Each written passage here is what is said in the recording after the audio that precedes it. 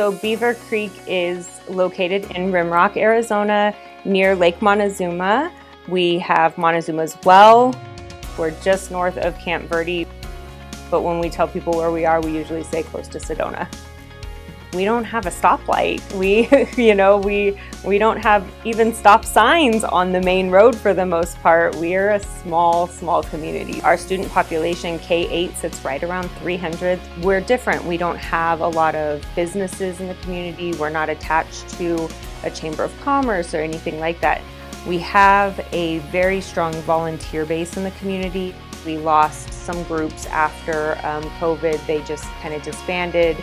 And so trying to bring those people back in, but then really look at who some of our other larger community partners could be. And so the School Connect model really spoke to us. For the first few days of training, we started with my team and we all got together and looked at attendance data and achievement data, just all sorts of data points. We really came up with 3 clear goals, which included attendance and trying to make sure that students were getting to school, really looking at our parent and family engagement, and then getting our families involved and helping to create events where everything wasn't coming out of the teachers' pockets or the parents' pockets, but how could we bring other people in?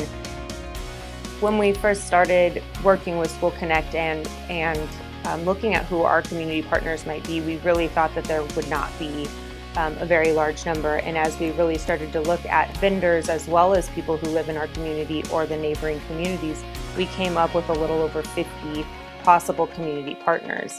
And as we reached out to those people to host our first cafe, we ended up with about 35 of those community partners attending. We held it in our boardroom thinking that would be too much space and really had barely any space.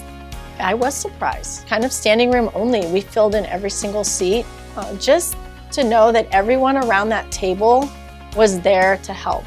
The cafe was good. There was a lot of familiar faces. What impressed me was having good conversations about what we can do for our community.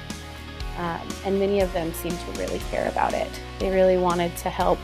They really wanted to get more people involved. We really were looking for events and activities and projects that could really kind of hit as many of the goals as possible. We already do a walk to school day every year around National Walk to School Day. So we decided to do that with breakfast and a book. We ended up serving 300 breakfasts that day. I think that we had probably 50 or so families, parents involved in the walk to school day. Definitely the walk to school was a bigger success this year. Lots more families were able to come have breakfast with our kids. We're able to come read a book with them, kind of see what it's like in their classroom setting. We were able to purchase books to go into the classrooms, to go home with the parents when they showed up. And then for the attendance piece, we actually honored kids and their parents with a certificate for anybody who had good or perfect attendance during the quarter. So we really got all 3 of the goals in there, and it was just a really fun, energized day. As a first-year superintendent, it's been really great to work with the School Connect model and really be able to use that to help us navigate who our community partners are and how to create goals for our school, and really give me the structure to help guide how to create those goals so that we can continue to have that model moving forward. Where we go from here, definitely the community expects another cafe, so that will be coming. But yeah, just really continuing to have the conversations with the community and get people in the door to help volunteer with our kids on a regular basis, hopefully, and so that they can see the wonderful things that are happening here and the areas that we need some help and support and how they can help and support that.